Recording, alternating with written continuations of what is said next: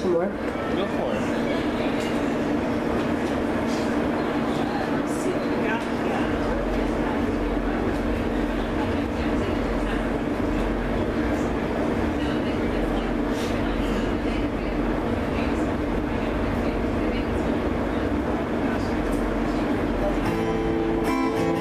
The song's called Northbound.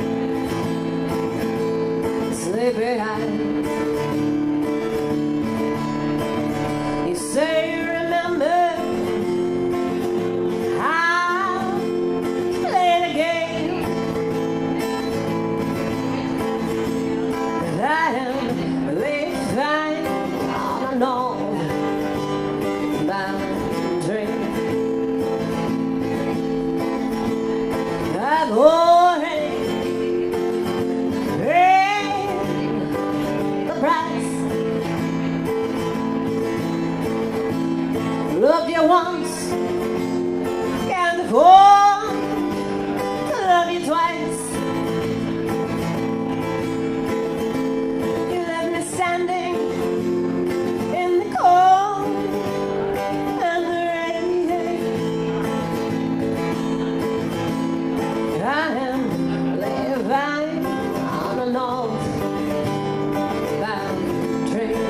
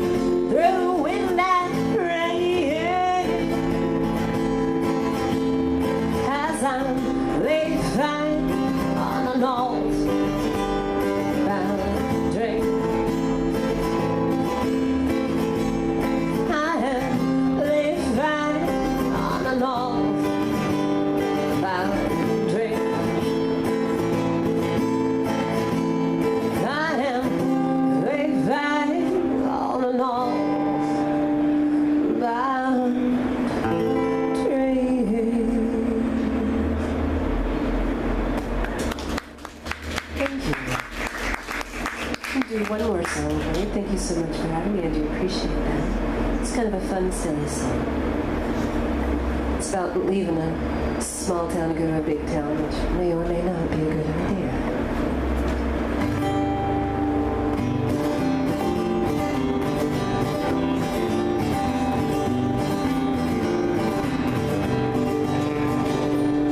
Freight train comes every morning to tell, ain't a dime thing anybody can do.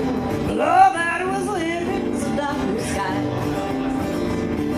Mama got love on the back porch, said she was sneaking around, but daddy ain't home yet. Ain't my irony, your life's so fine.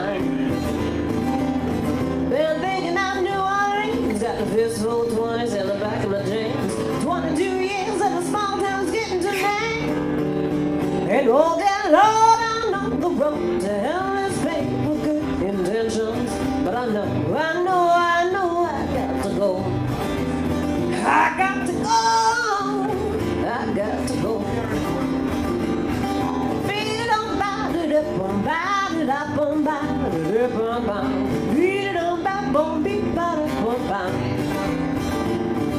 Beat it on by it up on by it up on by it up on by. Beat it on by boom beat by it up on by. Been thinking about New Orleans, got a fistful of 20s in the back of my jeans. 22 years and a small town's getting to me. And oh, dear Lord, I know the road to hell is paved with good intentions, but I know I got to go. I got to go. I got to go. I got to go. I got to go. I got to go. I got to go. I got to go. I got to go. I got to go. I got to go. I got to go. I got to go. I got to go. I got to go. I got to go. I got to go. Double time. I got to go. I got to go. I got to go. I got to go. I got to go. I got to go. I got to go.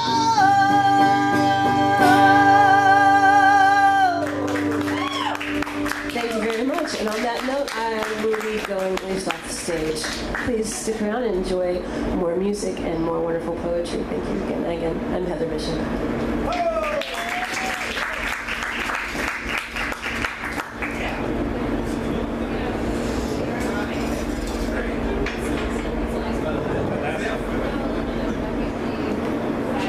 All right, one more round of applause for Heather Bishop coming all the way out from all the way down here from Austin. So to continue along, last March, that is 2017, we did a contest for poetry called "Make Poetry Great Again" in light of Donald Trump and his catchphrase. And we had a young guy who performed. We had about, I think, 18, 13, I don't remember, some pretty good number of people come in to perform and you know, do their thing. And he happened to be the one that won first place, and he's here tonight, and he's going to stand in for Mark Joden. His name is Isaac DeBerry. Come on up.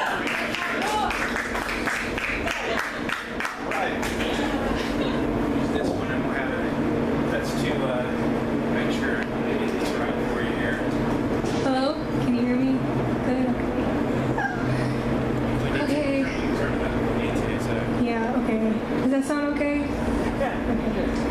So, before I read or whatever, I am pre-T, so my voice cracks a lot because I'm a trained guy, so sorry if that kind of breaks the mood or whatever. Just have fun. Don't worry about it. Okay.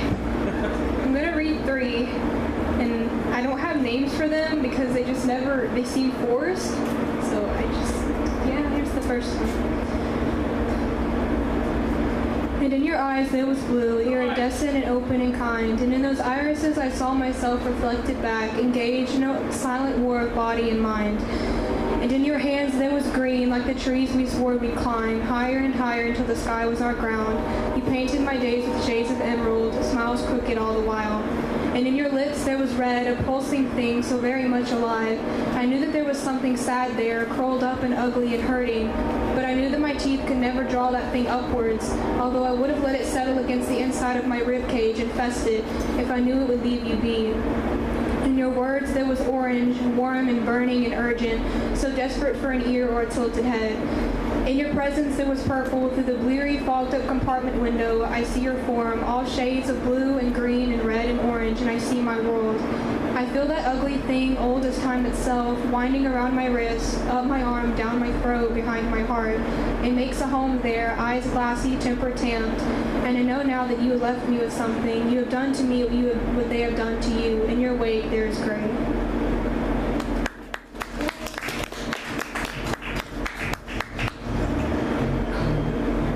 So here's the second one. His hair fans out against the lavender pillowcase, and my breath catches in my throat, for he is the most beautiful creature carved from the sea and stars.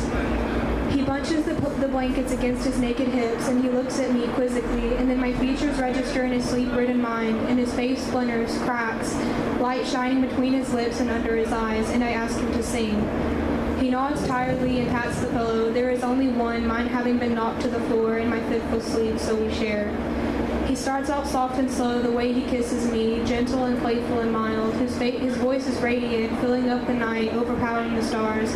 I fall asleep with his voice in my ears and his hands in my hair. The next morning, he doesn't laugh into my face when I cry over poetry he reads to me that isn't written to be sad. He grabs my hand and leads me out, my back pressed against the seat of his car, his red blanket wrapped tightly around my shoulders like a cape. As I peer around the edge of the window and just breathe, I am not a hero, I am not defying gravity, but it feels quite like it. He is not fearful when I ask him what he wants most in the world, but he does not answer, and for that I assume he does not have one. Later that night, he simply whispers into the dark, half drowned out by sleep, everything. He stays on the line with me until my breathing recovers, until my facial muscles smooth over and my shoulders aren't curved inward anymore. He sifts his fingers through my curls, so tentative as if I might break, but his hands do not wound me. He is nothing more than an equal force. He is honest and ambitious and kind, and even on the days when he isn't well enough to be, he tries. He does not pull me down and under. He does not burn me, scar me, persuade me with any sort of foreign tongue. Someday, sometime soon, the air will still, the sky will lighten, and he will surface from where the sky meets the ocean.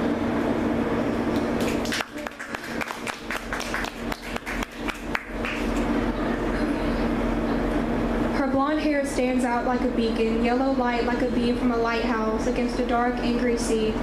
Everyone here, if not a commoner, those that have pressed against the alleyway entrances that open out onto the square, are swathed in a blue dark as night, embellished with gold that seems harsher than the edge of a knife. She tilts her head and accepts the crown, almost lost when placed on her nest of curls, and her eyes stray, sunlight twinkling off of her lavalier, and they meet with mine. I watch as her fingers, adorned with bands of gold and emerald gems, clench into fists, and then soon she is turned, ushered away, a man's hand on the small of her back. I balk at the taste of bitterness on my tongue, because I remember a time when she would sneak through the palace gates, satin dress brushing her knees, and curls flying around her head, like the way her feet moved across the garden floor. She would meet me there, she, a girl of 11, eyes alight and gentle, and I, a boy with a remarkable resemblance to a small bird, clothes worn thin, like the face of my father. She would look up at me from underneath her transparent eyelashes and flyaways. Her eyes are gateways to courtyards of thought and ponder, the gears shifting and turning, always. She used to bring books with her, every evening without fail, pages scrawled upon, weaving tales of monsters and heroes and maidens, and I remember the way she used to look at me when she would sigh then smile after she breathed the last word of her favorite story. She would trace that last line with her fingertips over and over and over, as if staring at it long enough would make it come true. As the night fell around us and her eyes turned dark with warmth, she would take my hand and rest her chin on my head, and I remember thinking without her I might die. Now she doesn't tilt her smiles to me anymore. She is not permitted to. She has grown up, her hair longer and her face slimmer. Her hands clasped in front of her frame instead of itching to turn the next page, but her eyes are always the same. And I know that after the ceremony she is leaving, and it will not be without me. Later I climb the stone steps to her kingdom and ask her knights, all dressed in royal blue, where I might find the key to her heart. One of the men, face slack and eyes vacant, tell me that rituals will break down her walls, so I pick apart the highest mountains and tell the beasts into the caves of the darkest seas. I bring her jewels and pearls and glittering things to the surface, where I find her waiting for me, but her eyes never leave my face and she whispers, "These are not for me." She opens her mouth to follow her words, but my wrist is already twisted, wringing my hands. I am already on my way. I only have a few days' time. Another man stops me before I can breathe in the clipped air outside the gates. He inquires of where I have been and where I am going. I tell him I am to find the softest fabrics, the most vibrant colored clothing, the most sweeping dresses and extravagant stitching, and bring them to the brightest of suns. He tells me to find Achilles' might, to fly like the wind on the desert floor, and find the raven tucked away in embers. He tells me to make a deal, an eye for an eye, a treasure for a treasure, a heart for the heart of another. I find this man dressed in black, darker than a sky without the moon or stars. I cut myself open, slice from the bottom of my rib cage and up. I slip my hand inside, tentative, and give him my heart. He smiles, satisfied, and hands me something soft as river water. The cloth feels so light, as downy as a newborn bird. This will bring a smile to her lips, I am sure of it. I find her dancing in the east wing, the room of windows and reflected emerald. I merely watch her feet glide, her dress fanning out, and then she stops, eyes keen and shoulders easy. I present her the veil, the one of air and light, and she smiles, but it is one of knowing. She forms a sound, and before she says anything, I know what she is thinking. She murmurs, "This is not for me." I blink the blurriness away, acid making my eyes burn, and I slip down the corridors, not knowing where I have been or where I am going. I find the last of the men I saw from earlier, although his features have softened in the evening glow. He is standing at the foot of a grandiose stairwell. I ask him what might be the object of her desires. Face gentle, eyes soft, he says. Why, young man, what else could she ever need but you alone?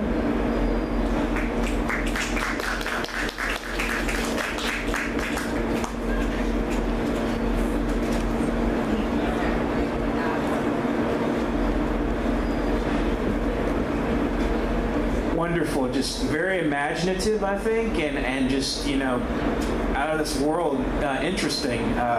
It's great that we've got young writers getting involved with us and talking and networking and being themselves. So it looks like right now our next performer isn't here. She's also coming from Austin, and I'm trying to get in touch with her to be sure she's on her way.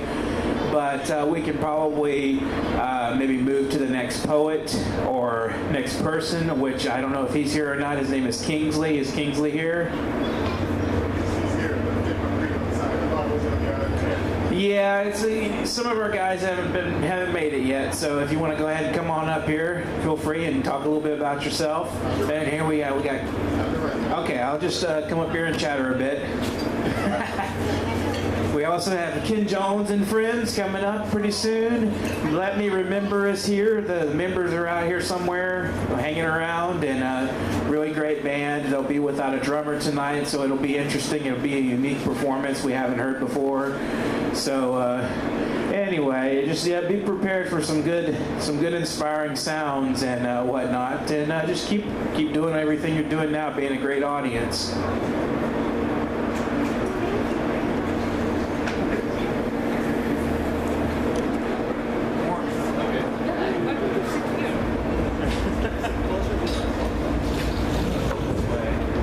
I just didn't want to get on the way.